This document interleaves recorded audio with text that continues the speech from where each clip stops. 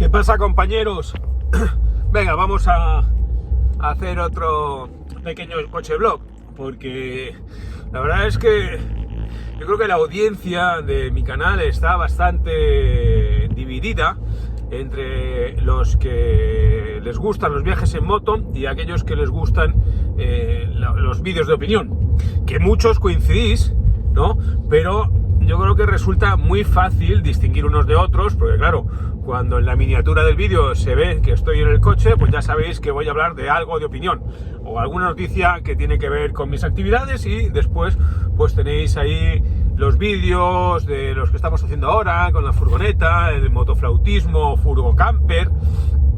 Entonces, bueno, siguiendo con el tema del que os hablé en el último vídeo, que a mí me pareció personalmente muy interesante, sobre el tema de la moral y nuestra moralidad, nuestro sentimiento moral como consecuencia de un proceso evolutivo.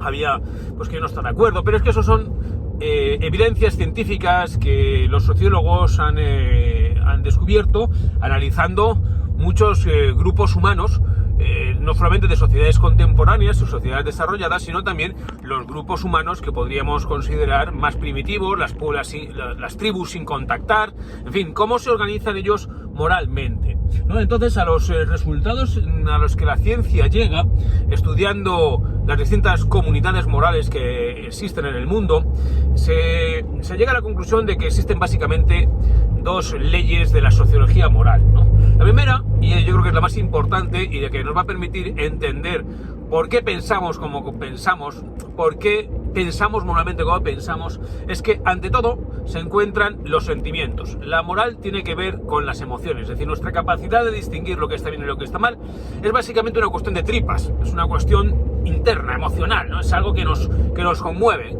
y entonces ahí lo que se deduce es que cuando nosotros queremos justificar nuestra previa impresión emocional ante algo, o sea, cuando algo emocionalmente nos parece bueno, lo vamos a intentar justificar racionalmente, y al contrario, cuando algo moralmente, internamente, emocionalmente nos parece malo, vamos a intentar encontrar justificaciones racionales para destruirlo, para decir que no está bien.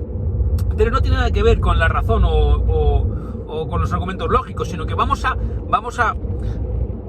modular, vamos a moldear, vamos a incluso a manipular los argumentos objetivos, racionales, para darnos a nosotros mismos la razón. Por eso yo siempre os digo que tengáis mucho cuidado con aquellas noticias que os suenan bien al oído, porque son esas las que vas a intentar creerte sin cuestionar. Mientras que las que no coincidan con tus postulados ideológicos, tus postulados emocionales previos, pues entonces son aquellas que vas a intentar encontrarle tres pies al gato. Y además hay otra cosa que yo creo que ya os he hablado muchas veces, y es que lo que pensamos o nuestra orientación ideológica muchas veces, es también de tripas, es también emocional, no tiene nada que ver con lo que objetivamente sean datos o sean razones, porque a una persona que está convencida de algo desde el punto de vista ideológico, cualquier dato que tú le des no le va a servir para cambiar de opinión, no quiere cambiar de opinión, dirá que los datos no son correctos, que están mal interpretados, que las estadísticas están manipuladas, en fin, lo que sea. Somos muy reacios a cambiar de opinión porque las opiniones ya las tenemos previamente formadas como consecuencia ni siquiera de nuestra experiencia, sino con consecuencia de nuestra propia biología. Es decir, unido a nuestra carga genética previa con las experiencias que hemos tenido, se forma una mixtura, un mix único para cada uno de nosotros, que nos va a hacer pensar de una forma o de otra. Es decir, en realidad estamos mucho más determinados de lo que creemos. Pero, siguiendo con las leyes de la sociología moral, la segunda gran norma es que la moralidad que tenemos, o los instrumentos o las normas morales que nos damos, en realidad no tienen nada que ver con lo que desearía, por ejemplo, Dios, ¿no? O sea, son creaciones puramente sociales.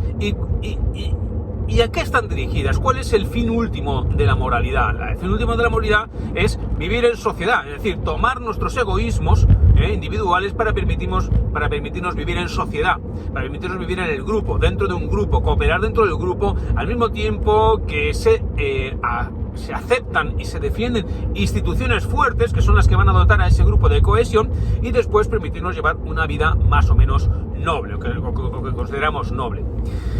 Esto es una cosa importante y cuando digo que estos son resultados científicos o basados en la sociología, es que estudiados todos los grupos humanos, a las conclusiones a las que se llegan es que los grandes temas que intenta resolver la moralidad, es decir, son temas muy utilitarios, son temas que van a permitir a un grupo tener éxito reproductivo y sobrevivir. Y son temas que tienen que ver, por ejemplo, con una serie de principios básicos o problemas básicos que se presentan en todos los grupos, ¿no?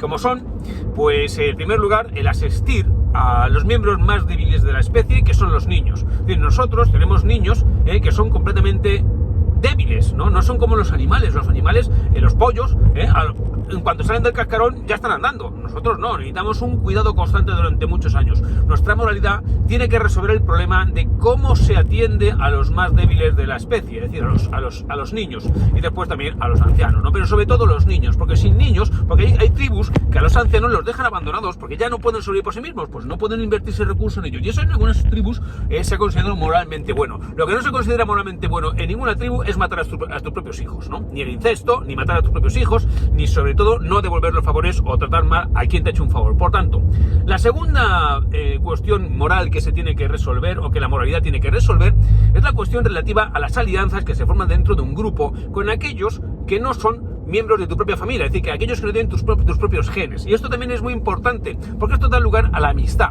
¿Por qué?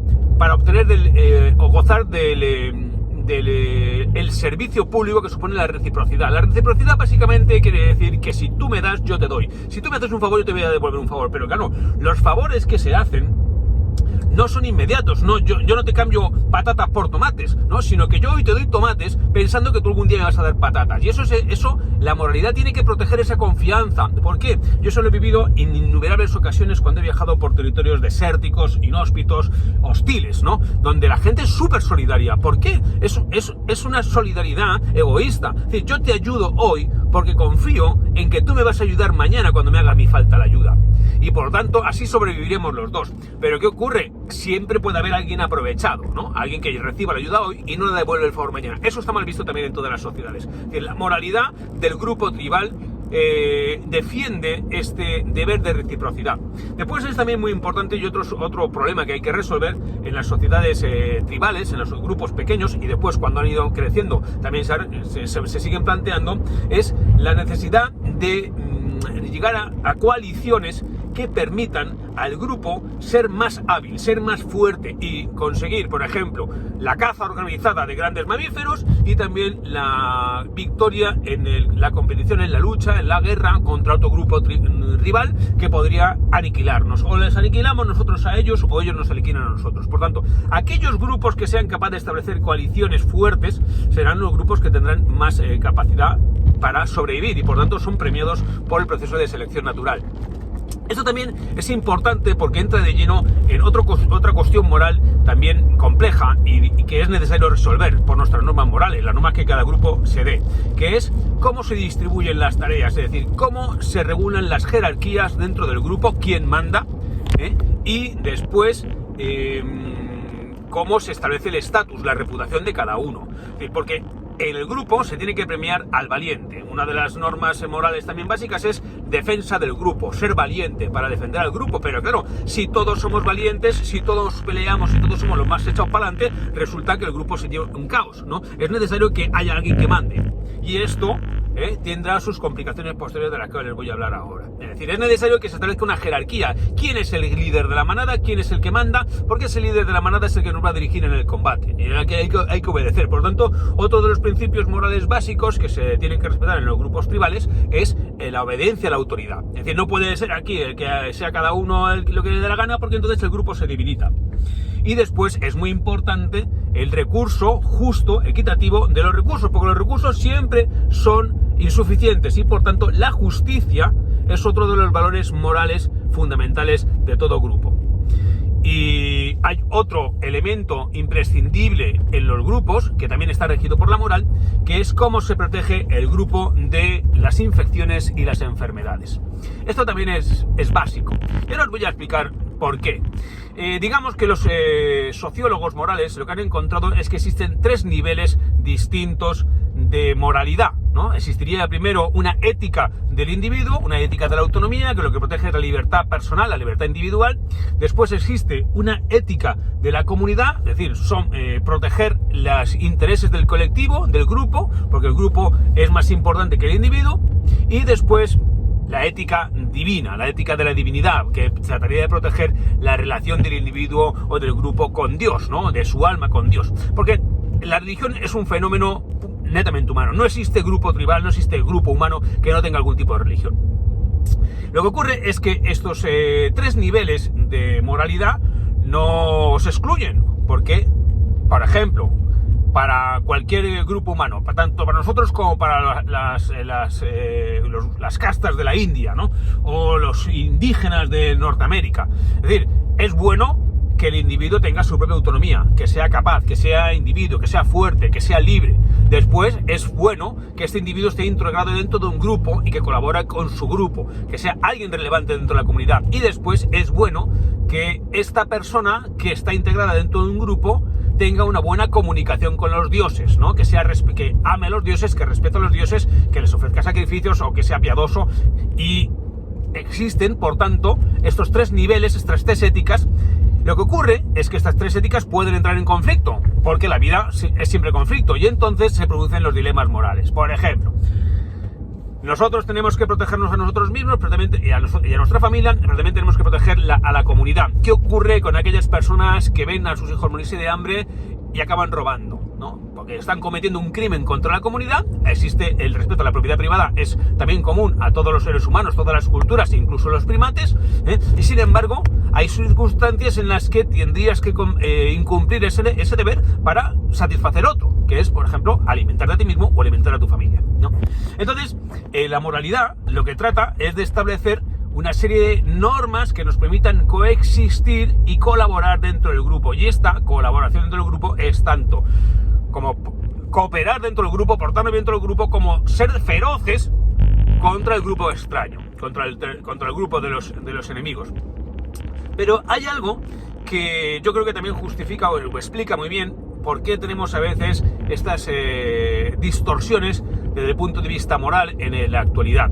Porque hemos pasado de ser miembros de grupos pequeños de cazadores-recolectores a ser miembros de una aldea global, ¿no? Y además este fenómeno se empieza a dar ya muy antiguo, ¿no? En el Neolítico, que es cuando surge la agricultura y cuando surge la ganadería. A partir de ese momento, los grupos humanos que eran relativamente pequeños, tienen una característica, es decir, si somos 10 o 20 en nuestra tribu, en nuestro clan, y vamos caminando para conseguir los frutos o para cazar animales, pues básicamente todos somos iguales, es decir, tenemos una relación muy igualitaria entre nosotros. Habrá quizás un líder de la manada, pero sin embargo todos nosotros somos muy iguales, ¿no? Entonces es una cierta igualdad jerárquica. ¿Qué ocurre cuando de repente la agricultura y la ganadería se desarrollan y nos permiten, primero, acumular riquezas? Es decir, hay gente que tiene más que otros, y después acumular recursos suficientes como para permitirnos mantenernos en un territorio y no tener que movernos,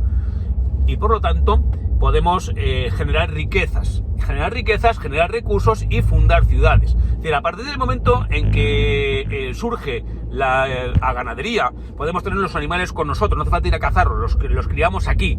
Y tenemos la agricultura, no hace falta recolectar de los árboles, no hace falta desplazarnos para conseguir frutos, sino que los vamos cultivando aquí mismo. Y aquí mismo podemos fundar un pueblo. Ese pueblo se convierte en ciudad. ¿Qué ocurre en ese momento? Pues suceden 2 elementos fundamentales. Por una parte, que necesitamos establecer un sistema claro de organización jerárquica. Es decir, va a haber gente que tiene que gobernar a mucha más gente, y entonces surgen los reyes, surgen los señores feudales. ¿Cómo se articulan estas jerarquías? ¿Quién decide que es el que manda, ¿no? Pues, básicamente la religión ha tenido muchísimo que ver con el reconocimiento de la legitimidad para gobernar. Entonces, quien tuviera de su parte el favor de los sacerdotes tenía la posibilidad de gobernar. Bien, pero después nos encontramos con otro fenómeno que se produce como consecuencia del nacimiento de las ciudades llenas de gente, pues que es el desarrollo de las enfermedades, de las epidemias. ¿Por qué? Porque si nosotros tenemos un grupo de 20 o 30 personas, ese grupo de 20 o 30 personas que además se está moviendo continuamente tiene menos posibilidades de padecer, pues eso, de que se generen miasmas en el agua pútrida, ¿no? Porque no están asentados en un territorio, el agua corre, el viento corre, y además si aparece un virus, pues mata a 20 o 30, no mata a 100.000. Entonces, todas las religiones, desde la Torá, el Corán, todas las religiones tienen normas relativas a la higiene. Por ejemplo, lo de lavarse, yo se lo he contado en los episodios que hice por Marruecos, ¿no? O sea, cómo es necesario que según el Corán, que nos lavemos antes de rezar, que nos duchemos al menos una vez a la semana, en fin, que no mantengamos relaciones sexuales en determinadas fechas, ¿no? O sea, cómo es necesario mantener una cierta higiene para impedir la proliferación de enfermedades, o por ejemplo, las normas que distinguen tanto los judíos lo que es puro de lo que es impuro, que son rigurosísimas, ¿no? Entonces todo eso al final no es irracional, tiene una vinculación clara con lo que es la salubridad pública. Pero hay una cuestión que es muy importante y que veis entender cómo la moralidad ha afectado también a nuestras formas de gobierno. Analizando el comportamiento de los primates, se ha descubierto que, por ejemplo, los gorilas atribuyen la capacidad de mando al macho alfa, ¿no? El macho alfa es el más fuerte. ¿Y qué ocurre? Que cuando hay un macho alfa muy violento, pues entonces muy fuerte, pues entonces tiene que salir un contrapoder, tiene que salir otro macho igual de fuerte o más fuerte que le plante cara y entonces que en un momento dado lo dominen. Esto es común a casi todos los animales, es decir, cuando existe un macho alfa, se pelea de uno en uno con el resto de aspirantes, es decir, entre los lobos hay un lobo, cuando se hace viejo sale otro lobo joven y entonces si puede lo derrota.